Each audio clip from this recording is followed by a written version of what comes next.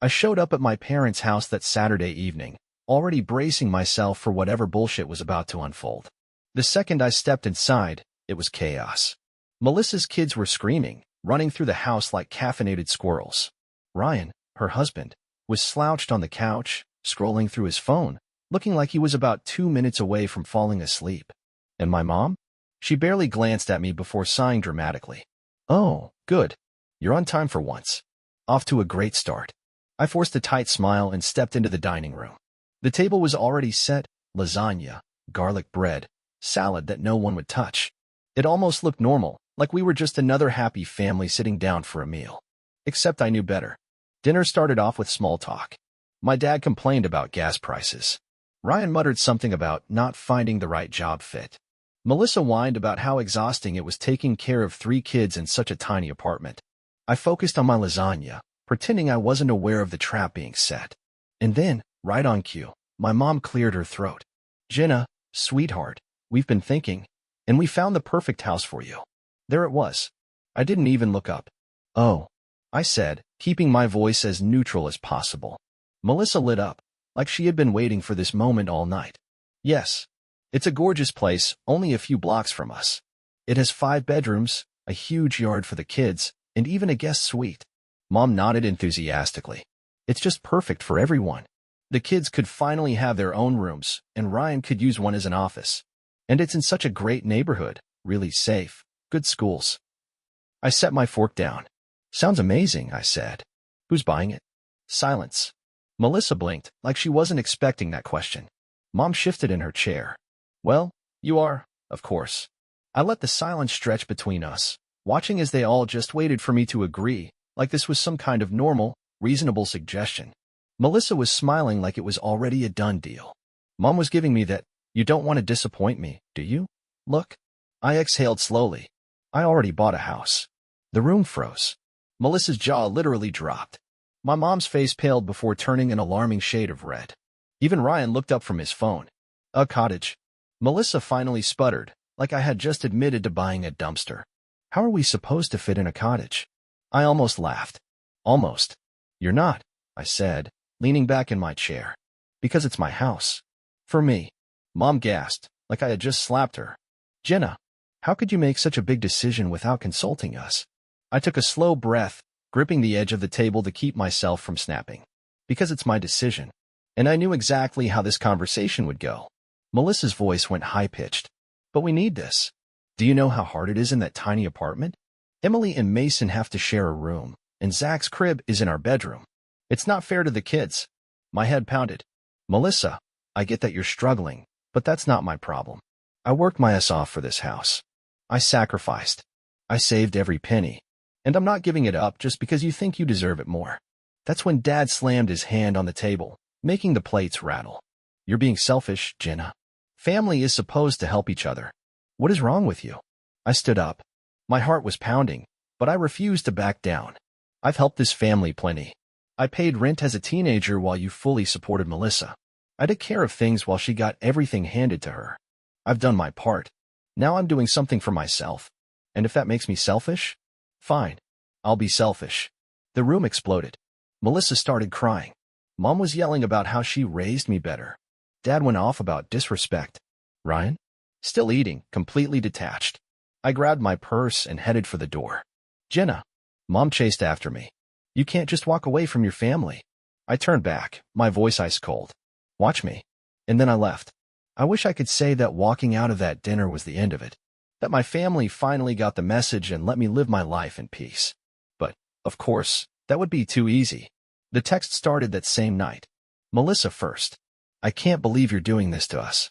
Do you know how humiliating it was to be thrown out like that? My kids were right there, Jenna.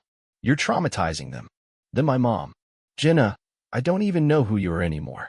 You're being so cold. Family is supposed to stick together, and you're just turning your back on us. We raised you better than this." Dad kept it short and to the point. "I hope you're happy ruining this family." I turned off my phone.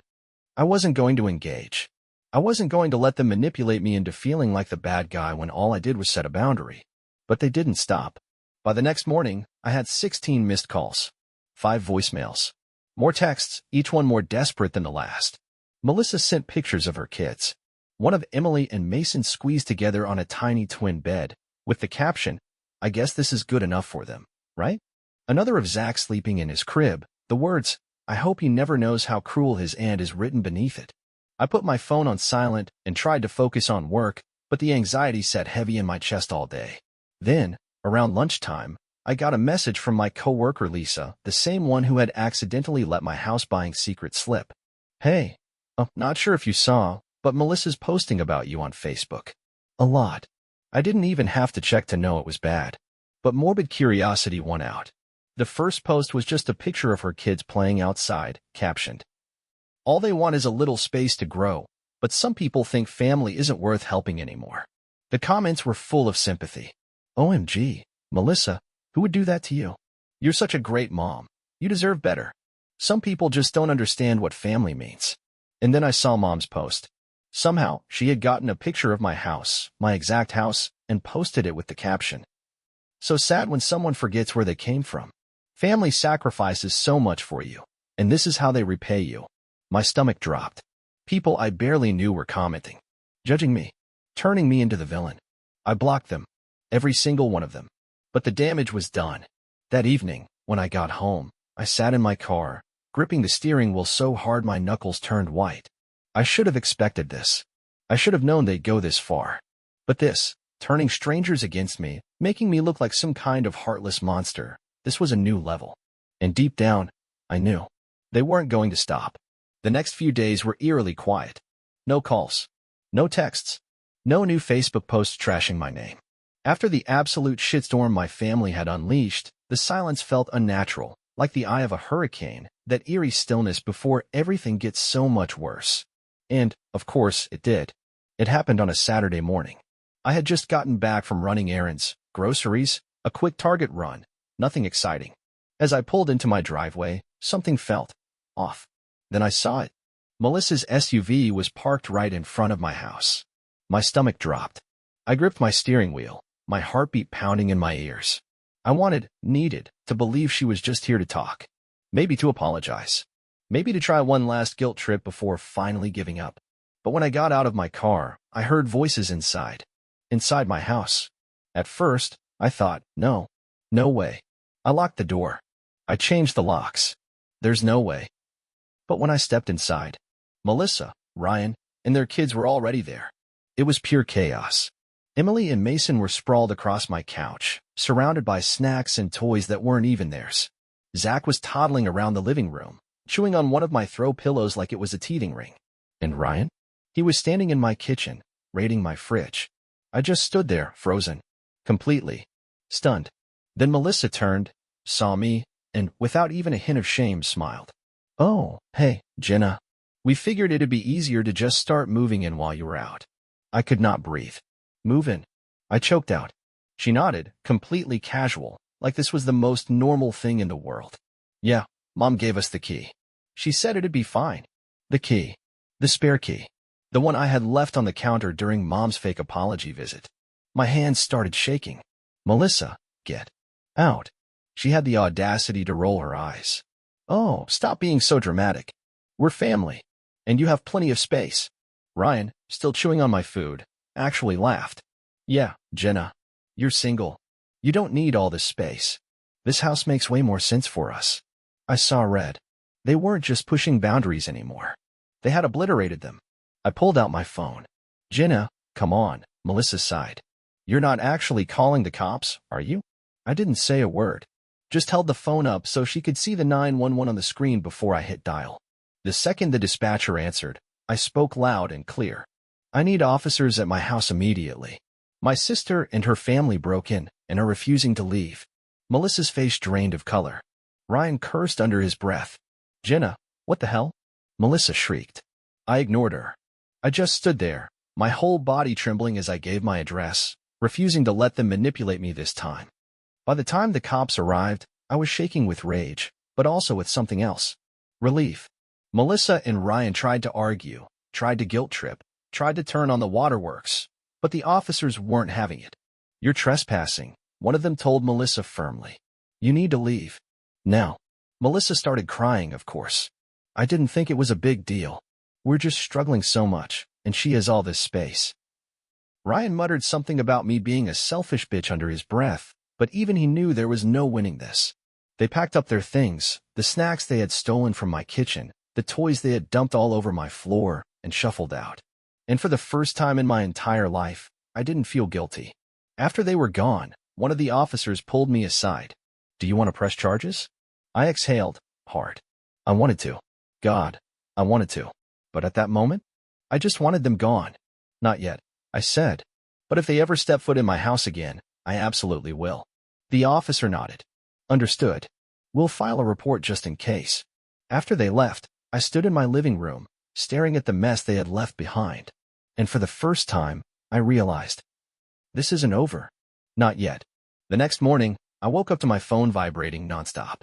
I groggily reached for it, expecting more spam calls from Melissa or Mom. But when I glanced at the screen, my stomach dropped.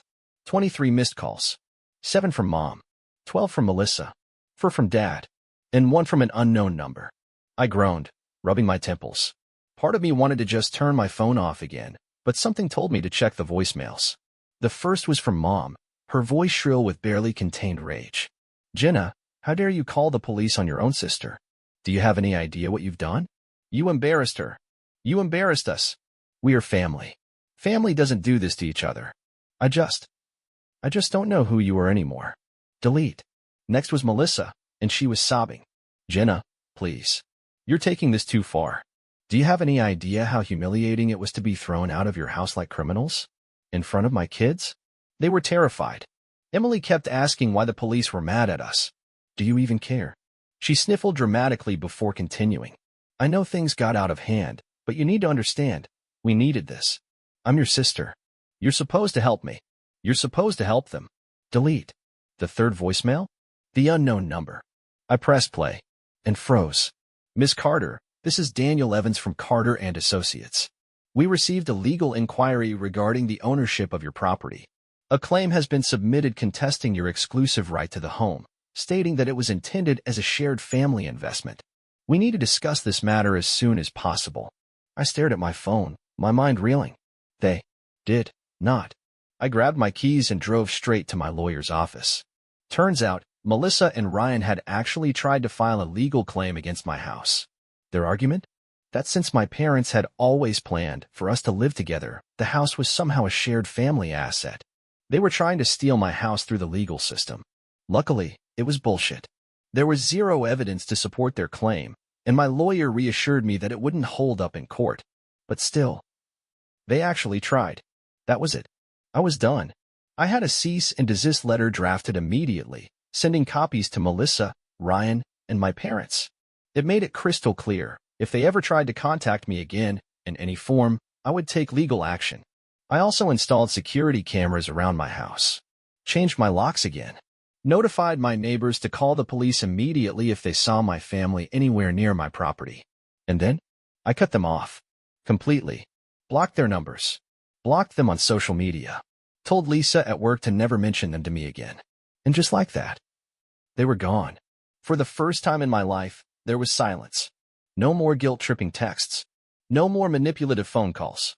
No more demands to set myself on fire to keep Melissa warm. Just peace. And you know what? It felt amazing. A few months passed. I focused on my job, my friends, my life. Then, one day, I got an email from an old family friend. Apparently, my parents had sold their house to bail Melissa and Ryan out of debt. They had nowhere to go. They had lost everything.